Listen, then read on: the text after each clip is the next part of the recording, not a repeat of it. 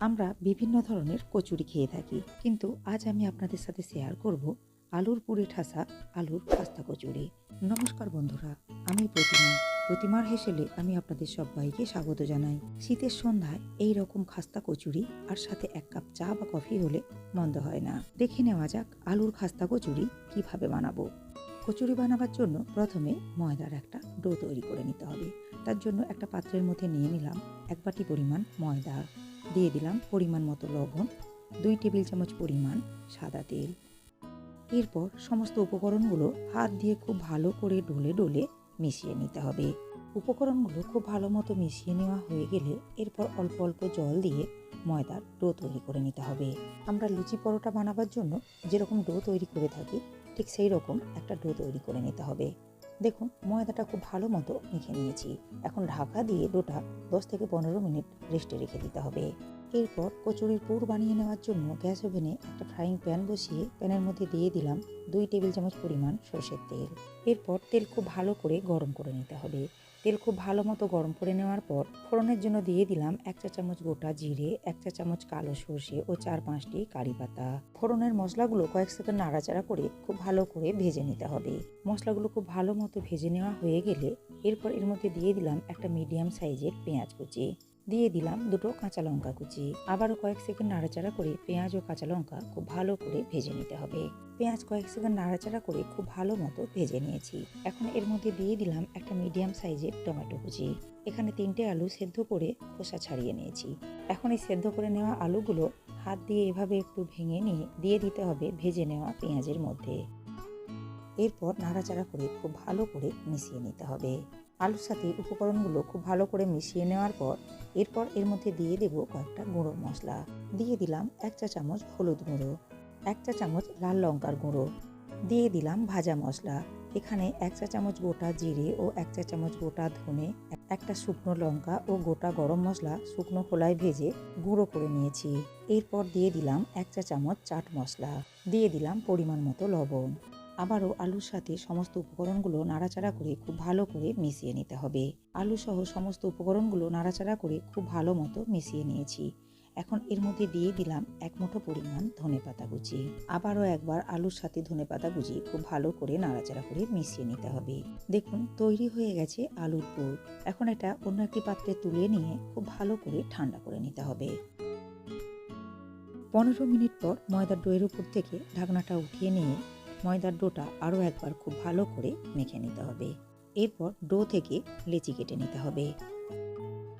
বেলে নেওয়ার সুবিধার জন্য লেচিগুলো হাতের সাহায্যে এভাবে একটু গোল করে নিতে হবে। এখন লেচিগুলো বেলে নেওয়ার জন্য পিঁড়ির উপর শুকনো ময়দা ছিটিয়ে একটা লেচি নিয়ে গোল রুটির আকারে বেলে নিতে হবে। দেখুন, রুটিটা একটু পাতলা ও একটু বড় করে বেলে নিয়েছি। এখন এই বেলে নেওয়া রুটির উপর 2 চা চামচ গাওয়া ঘি দিয়ে রুটির চারিধারে খুব ভালো করে লাগিয়ে নিতে হবে। এরপর উপর থেকে ছড়িয়ে দিতে হবে শুকনো ময়দা, আর হাত দিয়ে এভাবে একটু ছড়িয়ে নিতে হবে। আর সাইডের খোলা অংশ দুটো ভাঁজ করে নিতে হবে। আবারও ভাঁজ করে নেওয়া অংশের উপর দিয়ে দিলাম সামান্য ঘি, আর ঘিটা রুটির চারিধারে খুব ভালো করে লাগিয়ে নিয়ে উপর থেকে ময়দা ছিটিয়ে ময়দাটা ভালো করে লাগিয়ে নিতে হবে। এরপর আবারও একবার ভাঁজ করে নিতে হবে। কাজটা কিভাবে করে নিতে হবে একটু দেখে নিলেই বুঝতে পারবেন। এরপর সাইডের অংশগুলো এভাবে ধরে একটু বাড়িয়ে নিতে হবে, আর বেলনের সাহায্যে হালকা হাতে বেলে নিতে হবে। আবারও ওপর থেকে দিয়ে দিলাম সামান্য পরিমাণ ঘি। ঘি ভালো করে লাগিয়ে নিয়ে ওপর থেকে ছড়িয়ে দিতে হবে শুকনো ময়দা। এরপর ভাঁজ করে নেওয়া রুটিটা 2 হাতের সাহায্যে এইভাবে রোল করে নিতে হবে। দেখুন, রোল তৈরি করে নিয়েছি। এখন এটা একটা ছুরির সাহায্যে 2 ভাগে ভাগ করে নিতে হবে। দেখতেই পাচ্ছেন লেচিটার মধ্যে কতগুলো লেয়ার রয়েছে। এভাবেই কচুরির জন্য সব লেচিগুলো তৈরি করে নিতে হবে। লেচির ফুল করে নেওয়া অংশটা ওপরের দিকে রেখে লেচিটা বেলে নিতে হবে। আর এই সময় বেলে নেওয়ার জন্য শুকনো ময়দা ব্যবহার করব না। দেখুন, কচুরির জন্য একটা লেচি খুব ভালো করে বেলে নিয়েছি। এখন এর মধ্যে দিয়ে দিতে হবে আগে থেকে তৈরি করে নেওয়া আলুর পুর। এরপর সাইডের অংশে খুব ভালো করে জল লাগিয়ে নিতে হবে। জল লাগিয়ে নেওয়ার ফলে সাইডের খোলা অংশগুলো খুব সহজেই সিল হয়ে যাবে।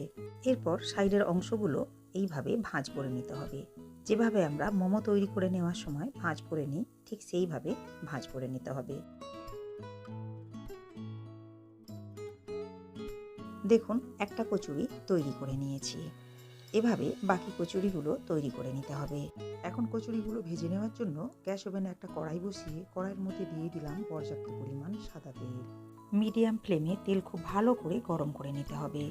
তেল খুব ভালো মতো গরম করে নেওয়ার পর তেলের মধ্যে দিয়ে দিতে হবে আগে থেকে তৈরি করে নেওয়া কচুরিগুলো। এভাবে কয়েক সেকেন্ড ভাজা হতে থাক। কয়েক সেকেন্ড ভাজা হওয়ার পর উল্টে দিতে হবে অন্য পিঠটি ভাজা হওয়ার জন্য।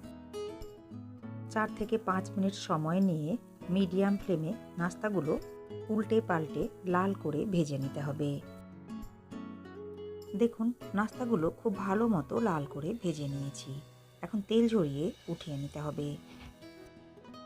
পরের ব্যাচের নাস্তাগুলো এভাবেই ভেজে নিতে হবে।